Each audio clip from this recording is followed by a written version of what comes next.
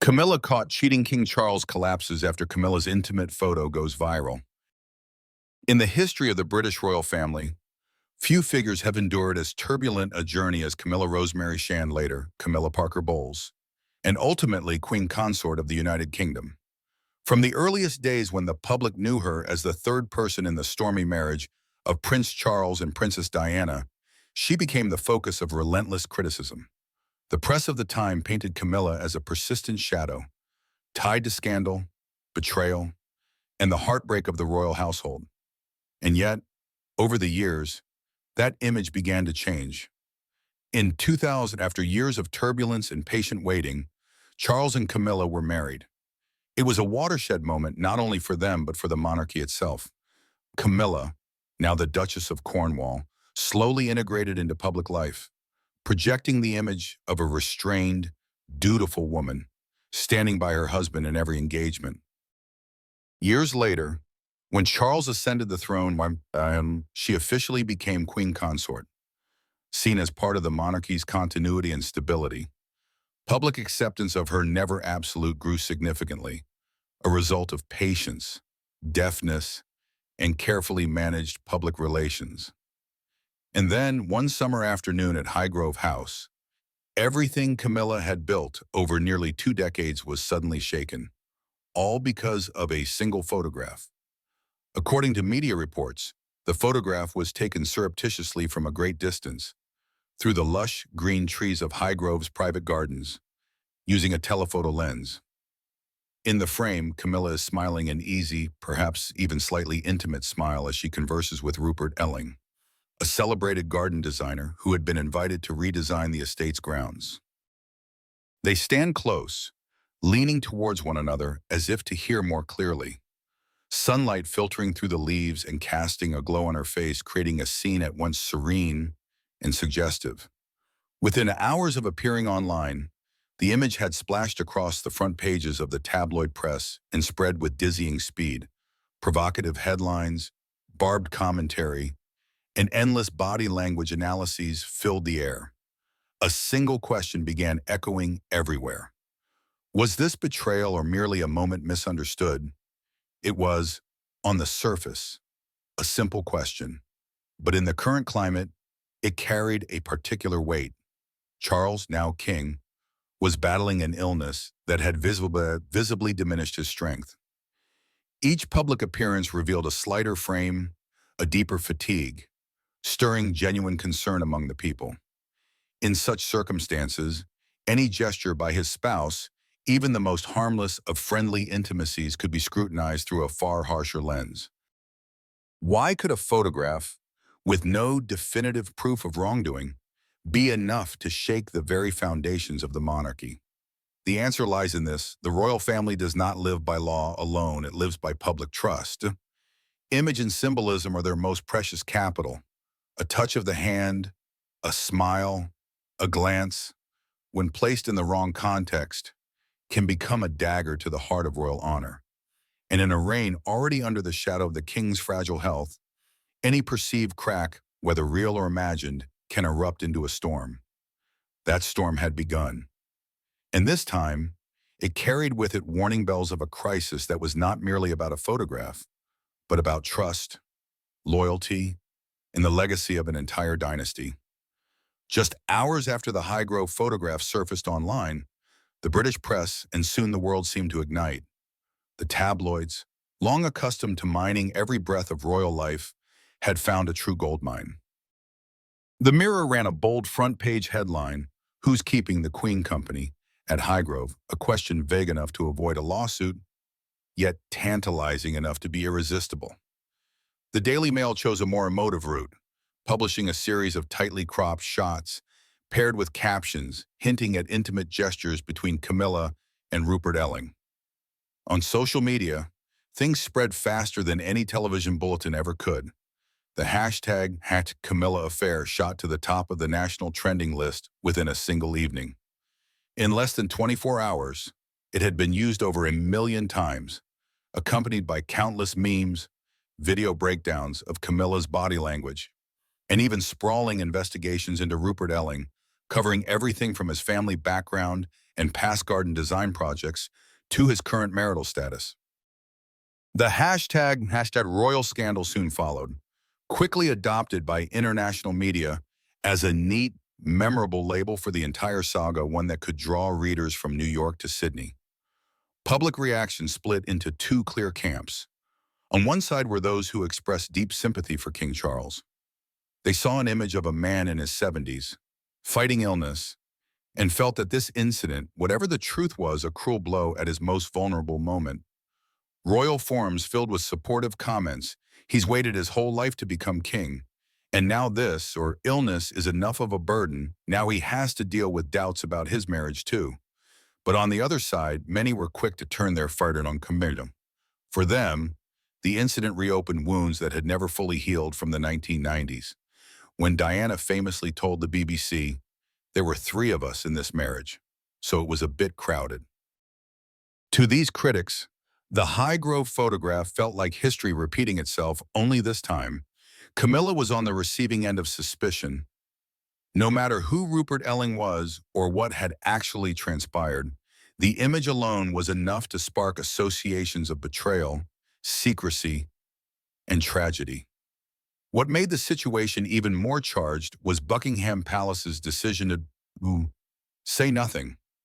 A royal spokesperson issued a brief statement: "We do not comment on personal rumors," intended, perhaps, to dampen speculation. It instead poured fuel on the fire.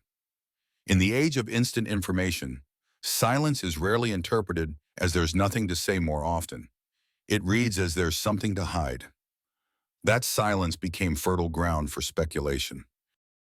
Royal commentators filled the airwaves, dissecting every possible scenario.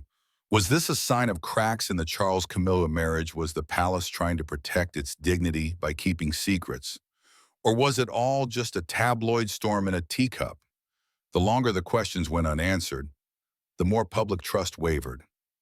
Even loyal royal watchers began to ask, if they're not being honest about this, what else might they be hiding?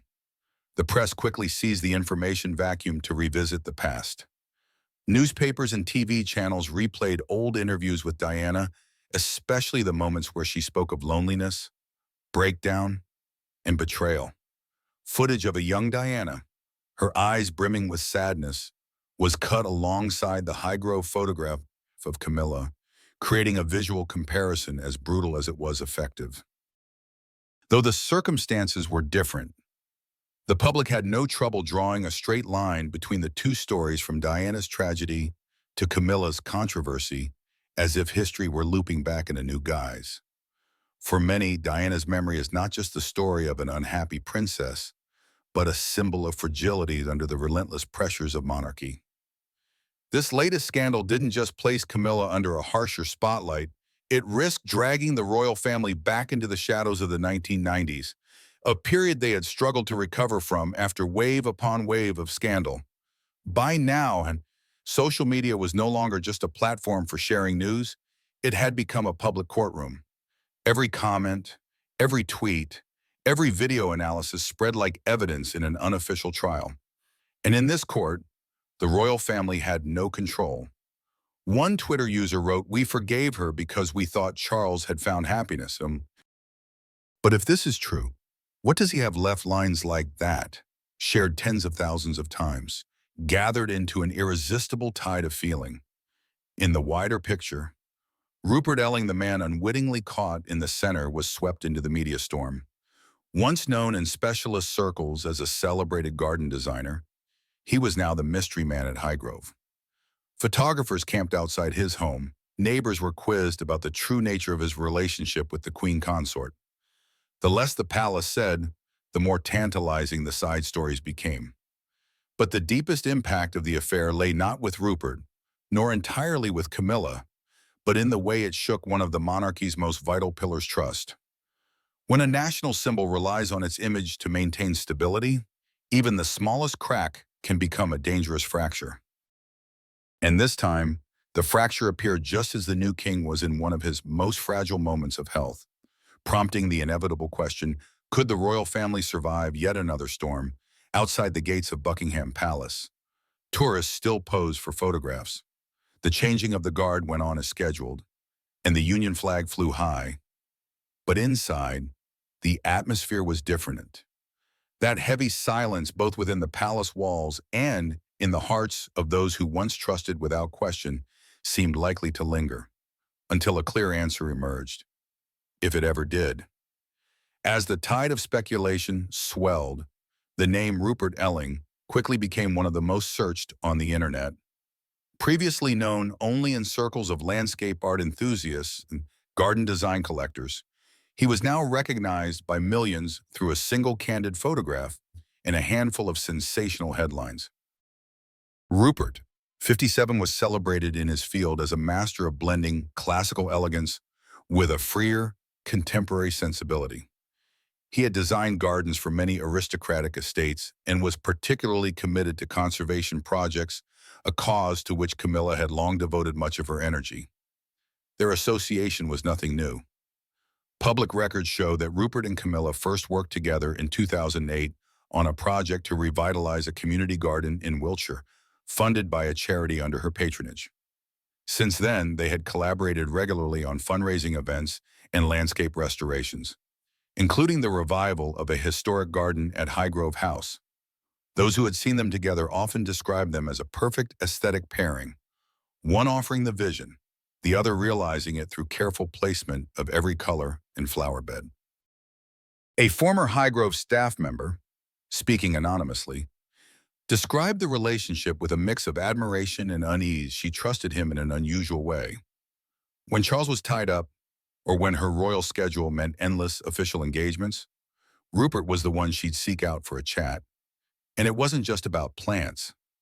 They'd talk about everything from French Impressionist paintings to her childhood memories in rural Sussex.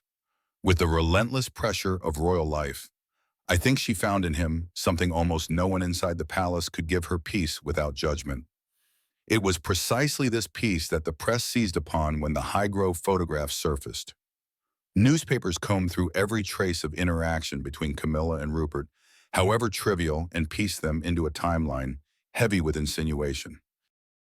3 moments, in particular, became recurring fixtures in media coverage, held up as supposed clues to a connection that might have crossed the line from friendship. The first moment, autumn 2011 in the city of Bath. A passerby happened to photograph Camilla dining with Rupert at a small Italian restaurant. The intrigue lay not in the fact that they were having dinner, hardly unusual in a professional relationship, but in the absence of royal protection officers. In a world where every royal movement is meticulously choreographed, the sight of the then Duchess of Cornwall seated in a cozy candlelit setting with a single companion seemed unusual enough to spark curiosity. The second moment, a video call from 2014 leaked from an unknown source. In it, Camilla smiles as Rupert shows her a newly planted flower in his trial garden. At one point, she calls him her green soul, a phrase both vividly poetic and faintly intimate.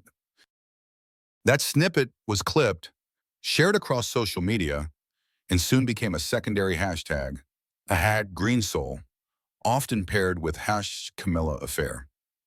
The third moment, a large oil painting titled June Evening Garden, which Rupert gave to Camilla for her birthday in 2017. The work depicts a summer garden bathed in golden dusk, with a single wooden bench nestled among a sea of lavender. Art critics described the painting as deeply personal and unmistakably marked by the nature of their bond.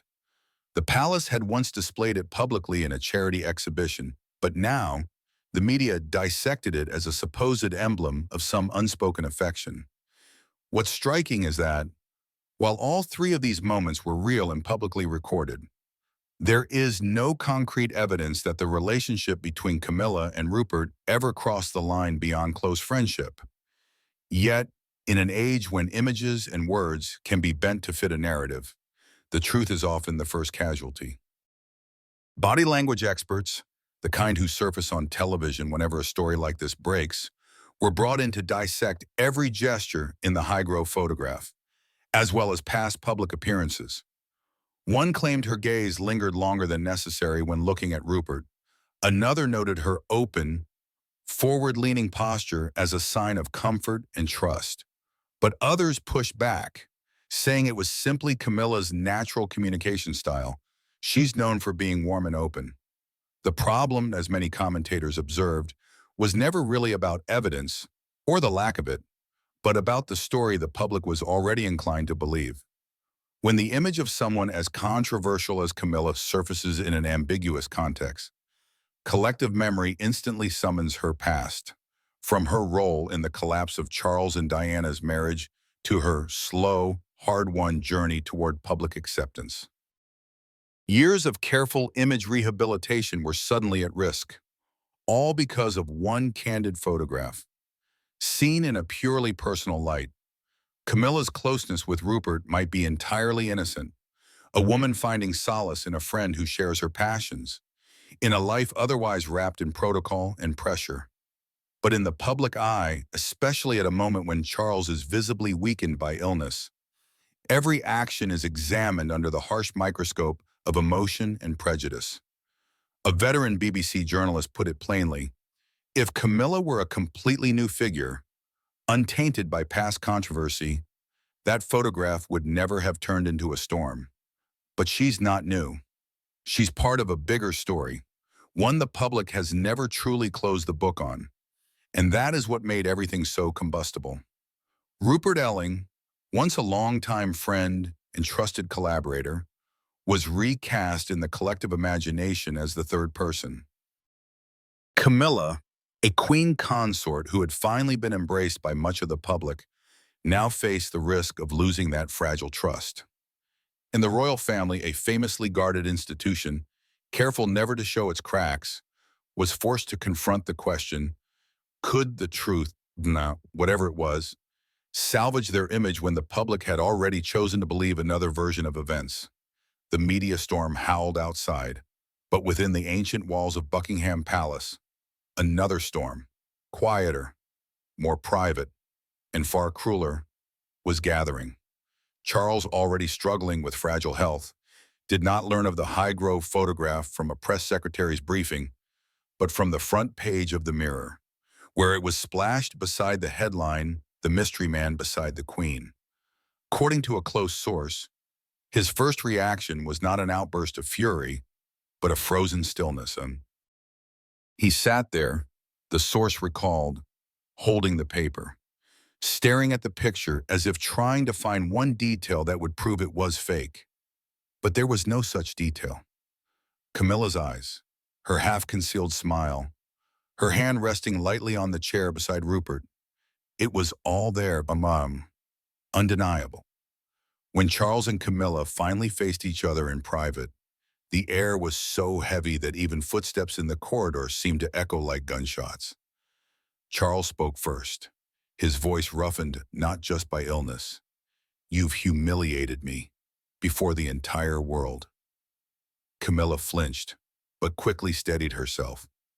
"Rupert is just a friend, Charles," she said, keeping her voice soft. "He's been there for me since before we married, in times when I couldn't share my thoughts with anyone else. There is nothing like what they're saying." But Charles wasn't easily soothed. He flung the newspaper onto the table, its crumpled front page looking as if it had survived a battle. "You know what people will think. You know it all too well.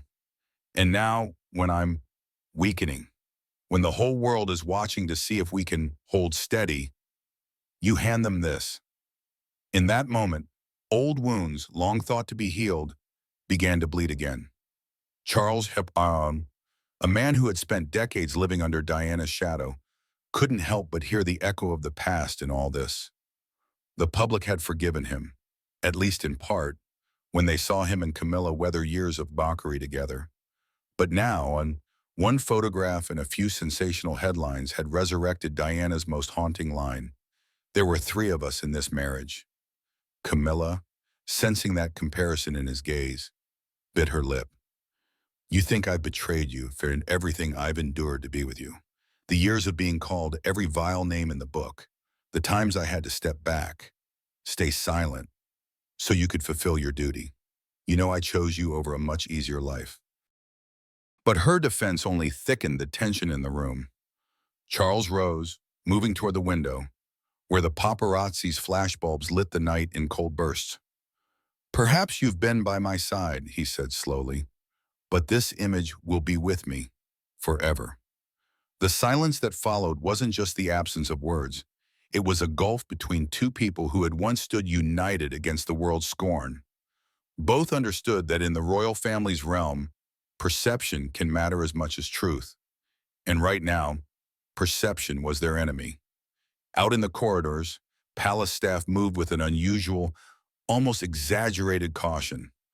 A long-serving butler later remarked he had never felt the atmosphere so heavy, as if the air itself weighed a ton. Footmen whispered in the kitchens. Press aides avoided each other's whispers, and senior advisors huddled in closed-door meetings, working through contingency plans in case events spun completely out of control. Everyone knew things were bad, one security officer recalled, but what worried us most was the silence between them. That silence stretched into the evenings, when the two of them dined in the same room but at opposite ends of the table, exchanging only the barest of courtesies. Gone were the faint, shared chuckles about gardens or charitable projects. In their place came the sterile clink of cutlery. For those who witnessed it, the message was unmistakable. The cracks in their marriage were no longer just the stuff of rumor. Royal commentators began to speculate openly, was this the first stage of a full-blown crisis, or would it all settle down, as so many palace storms had in the past? But as some pointed it out, the difference this time was timing. Charles was weakening both in health and in political standing. A marital scandal now would not simply be a personal blow. It could shake public confidence in an institution already straining to project unity and modern relevance. The irony was that both Charles and Camilla knew how to handle a public crisis. They had done it many times before. But when the crisis is lodged in your own bedroom, diplomacy and camera-ready poise are useless. A former advisor from Queen Elizabeth II's reign put it bluntly in an interview with The Times: when trust is in question, every explanation sounds like an excuse. In this palace, the emotional distance between two people matters far more than any press statement. And that distance, according to those close to the situation, was widening by the day. In the days following the fierce confrontation between Charles and Camilla, the atmosphere inside the palace seemed stretched taut, ready to split with the slightest touch. Servants moved more quietly than usual, as though afraid that a slammed door or a dropped tray might trigger the king's temper or release tears the Queen Consort was holding back. Charles, though he kept to his schedule, carried a face marked by fatigue and bitterness. Camilla, for her part, shut herself away in her private rooms, avoiding prying eyes and the whispers along the corridors. But the silence didn't ease the scandal, it only fed the rumors. And then, on a leaden afternoon, as dusk crept over Buckingham's domes, came a dry, deliberate knock at her door. The door to Camilla's private quarters was ajar, spilling a narrow shaft of light into the dim hallway. The knock came 3 times firm, measured, unhurried. Before Camilla could answer, the door swung open and in stepped Princess Anne, in a dark dress, her hair pinned into a severe knot, her gaze as sharp as a blade. No pleasantries, no smile, only the solid thud of the door closing behind her, cutting the room off from the rest of the palace. "We need to talk," Anne said, her voice low but hard as steel. "About my brother, and about you." Camilla, seated at her writing desk, froze. Before her lay a stack of unanswered letters and a few newspapers turned face down, as if avoiding their accusatory headlines might make them vanish. "Anne, I don't know what you've heard, but no need to explain." Anne cut in, her eyes locked on Camilla. "I've heard enough, and I've seen the photograph. But this isn't just about that picture. Camilla, this is about legacy. My mother's legacy. Queen Elizabeth II's, and the respect it deserves." Each word fell like a hammer, heavy and precise. Anne stepped closer, closing the space between them to no more than the breadth of a small table. "Do you have any idea what my brother is going through? He's given his entire life to duty. And now, with his health failing, He needs absolute support. Instead, what does the public see the Queen Consort of the United Kingdom sharing a private laugh with another man at Highgrove, of all places, the home meant to symbolize the family's bond with this country? Camilla felt heat rise to her cheeks. Rupert is just a friend, an old friend. I've said that 100 times. Anne didn't let her finish. A friend, do you think the public will believe that we're after everything they've seen in the past? Or have you forgotten we lost Diana because trust was shattered? Her voice dipped, still sharp but almost deadly quiet. I stood there, Camilla, on the day of her funeral. I saw the whole world weep, and I swore to myself I would never, never allow this monarchy to take a blow like that again. The air in the room seemed to thicken, heavy as the stone walls outside. Camilla fought to keep her composure, but the past came rushing back, public scorn in strangers' eyes, mocking placards branding her a homewrecker, and years of living in history's shadow, forever compared, forever scrutinized. You think I don't know what I've been called, Camilla shot back, her voice beginning to tremble. I endured decades just to be with Charles, to stand beside him in duty. I was there when the whole world turned against us. I sacrificed my private life, my peace, even my dignity, only to now be branded a traitor over one candid photograph. But Anne did not flinch. Her eyes, still as sharp as a blade, held the cold resolve of someone long accustomed to placing duty above personal feeling. Camilla, your responsibility now is not to defend yourself, it's to protect the monarchy. Every action you take, every glance, every touch can be magnified and interpreted. You know that. And you must stop giving people reason to doubt you. Anne's voice didn't need to rise. Each word landed like a command. It was the voice of someone who didn't need a formal title to compel obedience. Camilla turned away, staring out the window where the dark silhouette of Buckingham's gardens stretched beneath the dim glow of the street lamps. Inside her chest, a knot of hurt and humiliation tightened. Anne could never truly understand her loneliness, the feeling of always being the outsider, of forever having to prove herself, even after wearing the title Queen Consort. But Anne had no intention of softening her words. I love Charles, and I will protect him at any cost, she said, her voice now almost a whisper, yet carrying a weight that could not be ignored. If you truly love him, then put the monarchy and him above every other personal attachment. This is no longer just your story, Camilla. This is the story of an entire nation. With that, Anne turned and walked out, leaving Camilla alone in the stillness of the room. The soft click of the closing door lingered, like the smoke after a gunshot. Camilla sank into her chair, hands clasped tightly together. She knew Anne wasn't wrong, at least, not about the consequences, but she also knew that no matter what she did, there would always be those who saw her through the lens of the past. And perhaps Anne was one of them. Within the palace, word of their conversation spread quickly, not through official channels, but via whispered fragments traded among staff. Everyone understood that if Princess Anne had intervened, the situation was far graver than the public realized. And so the pressure on Camilla, already taut as a drawn bow, tightened yet another notch. By nightfall, Buckingham lay under a cloak of shadow. In his study, Charles sat alone, the warm amber light of his desk lamp spilling across pristine sheets of paper. His hand shook slightly as he gripped his fountain pen, words spilling out in uneven lines, not for public eyes, but to release the weight pressing on his chest. In his diary, he wrote of the pain of betrayal, not merely from an action or a photograph, but from the feeling of being abandoned in his most fragile moment. He compared his present torment to what Diana had endured, and realized, with a bitterness hard to swallow, that history seemed to be mocking him by repeating itself, only this time. He was standing on the other side of the hurt. Outside, rain began tapping against the window.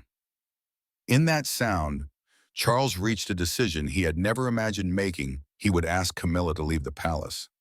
Not a public divorce he knew too well that such a spectacle would hurl the monarchy into an uncontrollable storm. Instead, he chose Ray Millhouse, a secluded and discreet estate, as a quiet exile, a distance far enough to cool the scandal, but close enough to send the unmistakable message that between them now stood a wall that could not be torn down. The order went out through his private secretary, carrying only the terse instruction, "Her Majesty will depart tomorrow." But when Camilla received it, she could not accept it. That evening, wrapped in a thin shawl, she walked briskly down the long, cold corridors, pleading for one last meeting with Charles. She knocked on his door once, twice, 3 times. No reply. A 4th time, still silence. No door opened, no voice came back. Only the steady, remote rhythm of the rain, like the heartbeat of something long frozen. The next morning, London lay under a dull gray sky. A side gate of the palace swung open and Camilla stepped out, clutching her damp shawl around her shoulders, her face pale from the chill. There was no formal farewell, no ceremonial fanfare, no lines of guards, just a handful of black umbrellas held at a polite distance, and one solitary figure slipping into the back of a black car. But beyond the iron railings, the world was anything but silent. The media storm erupted with headlines screaming, "Queen leaves palace secret separation at Buckingham monarchy in the eye of the storm." Cameras tracked the convoy, flashes slicing the air as if to tear apart every last second she remained in the place once called home. Inside the palace, everything fell into a cold, hollow quiet. Charles did not appear in public, and no official statement was issued.